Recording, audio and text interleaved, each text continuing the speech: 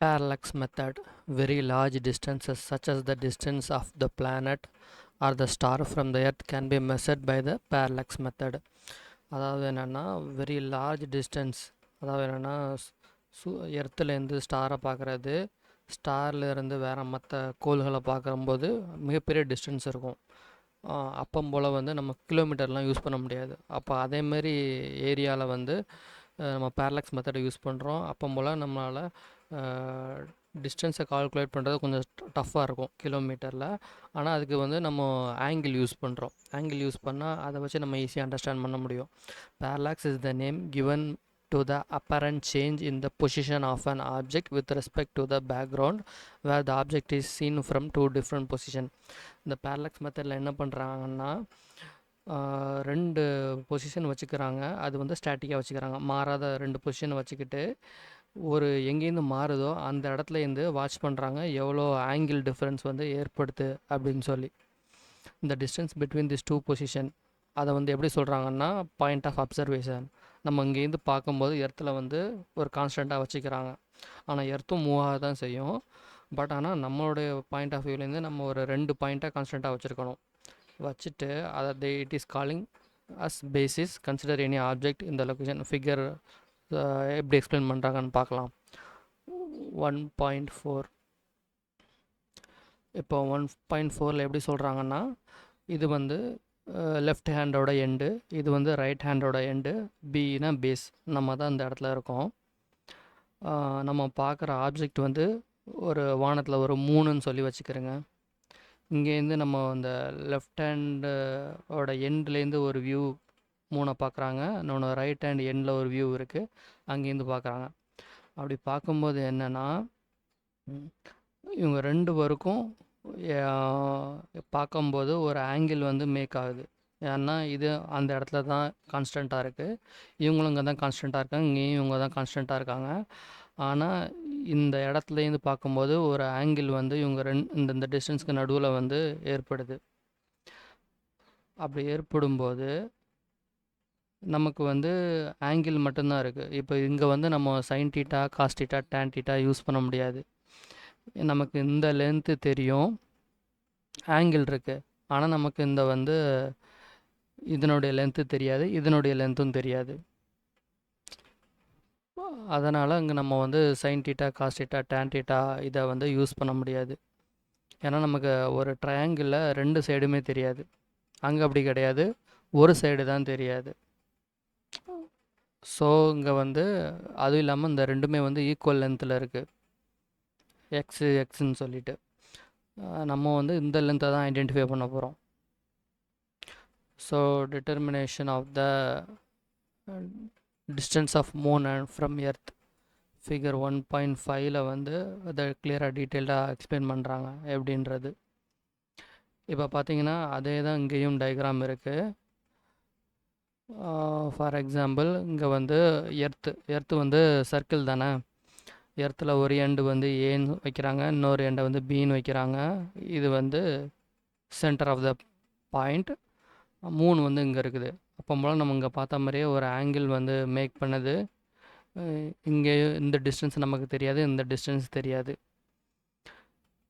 ஓகேங்களா. ஆனால் இது வந்து ஒரு ஸ்ட்ரெயிட் லைனாக, இந்த ஸ்ட்ரெயிட் லைனில் வந்து இது ஒரு ஸ்ட்ரெயிட் லைனாக 180 டிகிரி ஃபுல்லாக வரும். இந்த ஸ்ட்ரெயிட்டில் இந்த சி டு பி வந்து 90 டிகிரி, இங்கே ஏ டு சி வந்து 90 டிகிரி. இந்த 90 டிகிரி வந்து ஹாஃபாக பிரியுதுன்றாங்க. எப்படின்னா இங்கே ஒரு ஆங்கிள் மேக் ஆகுது, சம்திங் லைக் 60, இங்கே ஒரு பாதி மேக் ஆகுது, அதுதான் இந்த S1 அண்ட் S2ன்னு சொல்லியிருக்காங்க.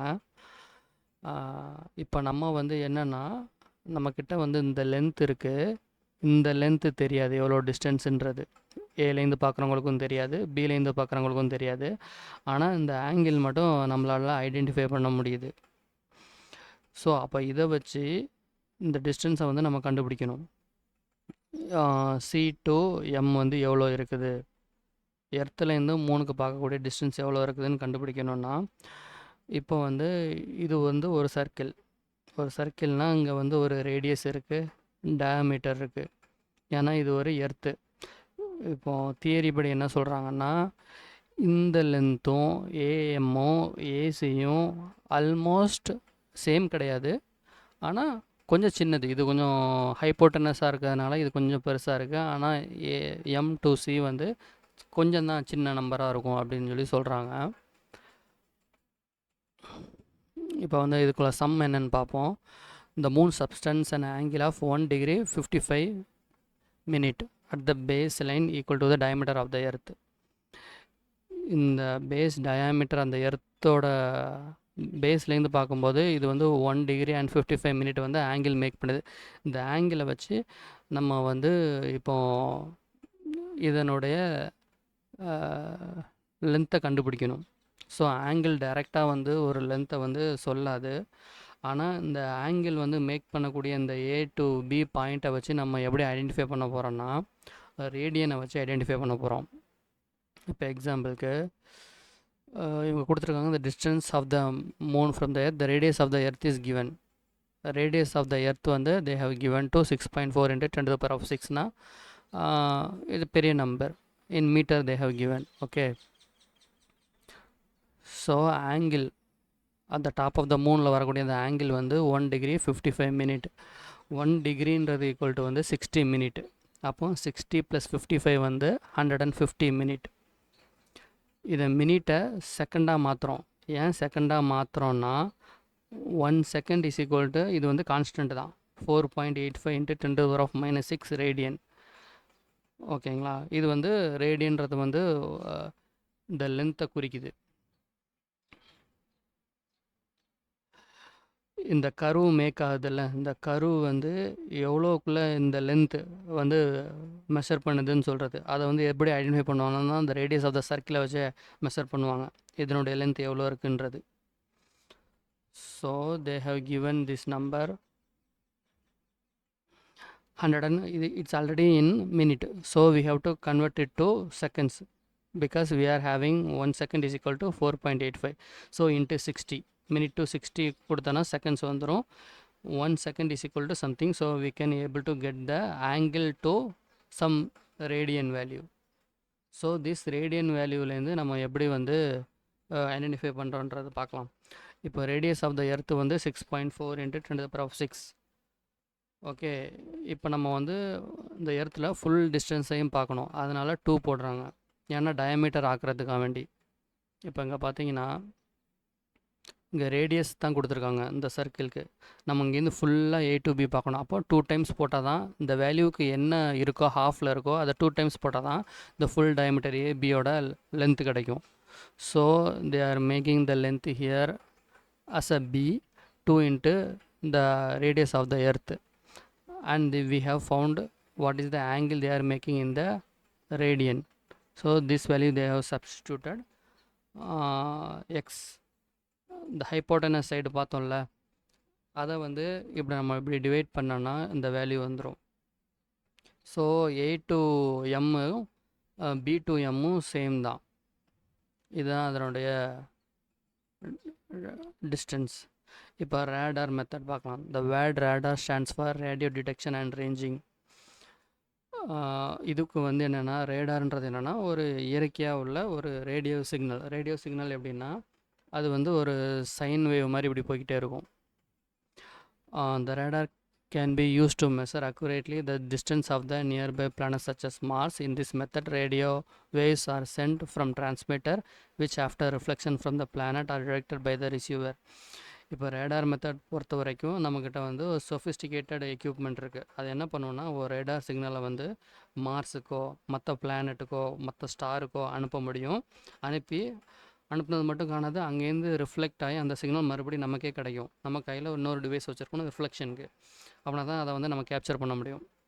So by measuring the time interval between the instance of the radio signal waves sent and received, the distance of the planet can be determined. இது வந்து சிம்பிள் எக்ஸாம்பிள் தான்.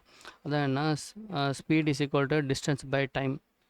அதான் என்ன, ஒருத்தர் வந்து எவ்வளோ ஸ்பீடாக போகிறான்றதை எப்படி ஐடென்டிஃபை பண்ண முடியும்னா, மினிமம் டைமில் ரொம்ப ஹையரான டிஸ்டன்ஸ் ட்ராவல் பண்ணான்னா அதை ரொம்ப ஸ்பீடுன்னு சொல்லுவோம். இப்போ அதே ஸ்பீடு ஒருத்தன் வந்து கம்மியான டிஸ்டன்ஸில் ரொம்ப அதிகமான டைம் எடுத்துக்கிட்டான்னா அது வந்து ரொம்ப கம்மியான டிஸ்டன்ஸ்னு சொல்லுவோம். அதாவது என்னென்னா ஒரு ஸ்பீடுன்றதை எப்படி சொல்லுதுன்னா ஸ்பீடுக்கு ஈக்குவலண்ட்டான டிஸ்டன்ஸ் அதிகமாக இருக்கணும், டைம் வந்து கம்மியாக இருக்கணும். அப்படின்னா தான் அதை வந்து நல்ல ஸ்பீடுன்னு சொல்லுவோம். ஓகேங்களா. D is equal to speed of the ratio wave into time taken. இப்போ அந்த எக்ஸாம்பிளில் பார்க்கலாம். பூமியிலேருந்து இதுதான் ரேடியோ வேவ் சென்ட் பண்ணக்கூடிய ஒரு இன்ஸ்ட்ருமெண்ட். எக்ஸாம்பிளுக்கு இங்கே வந்து ஒரு ஃப்ளைட்டை மென்ஷன் பண்ணுறாங்க. நீங்கள் ஃப்ளைட்டும் வச்சுக்கலாம், அட்லீஸ்ட் ஒரு ஸ்டாரோ இன்னொரு எர்த்தோ மார்ஸோ கூட வச்சுக்கலாம். ஆனால் இதை வந்து நீங்கள் வந்து இப்போதைக்கு இதை ஸ்டாட்டிக்காக ஒரு இடத்துல அப்படியே இருக்கிற மாதிரி தான் நீங்கள் கன்சிடர் பண்ணணும். இங்கேருந்து ஒரு சிக்னலை பாஸ் பண்ணுறாங்க, இங்கேருந்து ஒன் டைம் வந்து பாஸ் ஆகுது, பாஸ் ஆகிட்டு மறுபடியும் ரிட்டர்ன் ஆகுது.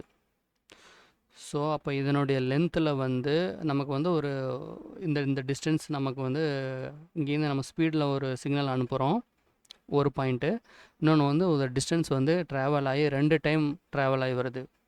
இப்போ இதில் போகும்போது ஒரு டிஸ்டன்ஸும் கனெக்ட் ஆகுது, அந்த டைமில் ரிட்டன் வர இதையும் நம்ம வந்து கணக்கில் வந்து எடுக்க வேண்டியதாக இருக்குது. ஏன்னா ரிசீவ் பண்ணால் தான் நம்மளால் ஐடென்டிஃபை பண்ண முடியும் எவ்வளோ டிஸ்டன்ஸுன்றது. ஸோ இதில் வந்து டிஸ்டன்ஸ் வந்து 2 டைம்ஸ் இருக்குது, அதை வந்து ஹாஃபாக பிரிக்கணும், அப்படின்னா தான் 1 டைம் டிஸ்டன்ஸ் தெரியும்.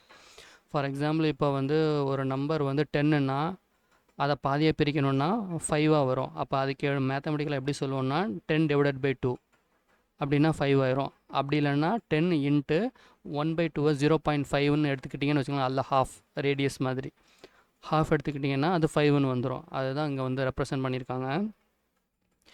இந்த டிஸ்டன்ஸுன்ற ஒரு இடத்துல ஏன் டிவைடட் பை 2 வந்திருக்குன்றதுக்கு நான் சொல்கிறேன்.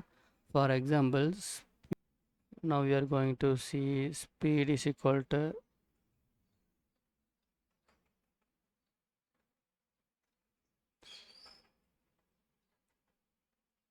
distance by time taken. இங்கே டிஸ்டன்ஸ் இருக்கும்போது இப்போ இந்த டைம் வந்து டிவைடட் வந்து மல்டிப்ளை ஆகிரும். இப்போ டிஸ்டன்ஸ் ஈக்குவல் டு ஸ்பீடு டிவைடில் இருக்கிறது மல்டிப்ளை ஆயிரும் மேலே வரும்போது into time. This is what they have mentioned here. Distance is equal to speed of the radio wave signal into time divided by 2. Divided by 2 ஏன்னா the distance what it measures is போய் சேருது at least and at the same time return ஆகிறது. அதனால் வந்து நமக்கு வந்து ஒரே ஒரு டிஸ்டன்ஸ் தான் வேணும், போகிற டிஸ்டன்ஸும் ரிட்டர்ன் ஆகிற டிஸ்டன்ஸும் வேண்டாம். அதனால் டிவைடட் பை 2 போடுறோம். So this is what they have mentioned here. So the radar is beamed towards the planet and is echoed and received in 7 minutes later. அவங்களுக்கு வந்தது வந்து 7 minutes கழிச்சு வந்திருக்கு. அப்போ போல் போகிற டிஸ்டன்ஸும் இருக்குது, ரிட்டர்ன் டிஸ்டன்ஸும் இருக்குது. இந்த distance between the planet and the earth is 6.3 × 10⁻10 metre அப்படி இருந்ததுன்னா calculate the speed of the signal. So we can able to find the speed. அப்போ v is equal to, here they have given the standard measurement of time is seconds, so they convert this time into seconds into 60. We will get the value in the seconds. So we are just interchanging this value. Speed is equal to 2d by t. So we can able to substitute these values, we will get these results. So the speed of the signal we have passed is 3 × 10⁸ meter per second. Second ஒரு செகண்டுக்கு கிட்டத்தட்ட 3 × 10⁸ மீட்டரில் travel பண்ணக்கூடிய அளவுக்கு waves வந்து pass ஆகிருக்கு. இந்த ஸ்பீடை வந்து இப்படி தான் ஐடென்டிஃபை பண்ண முடியுது.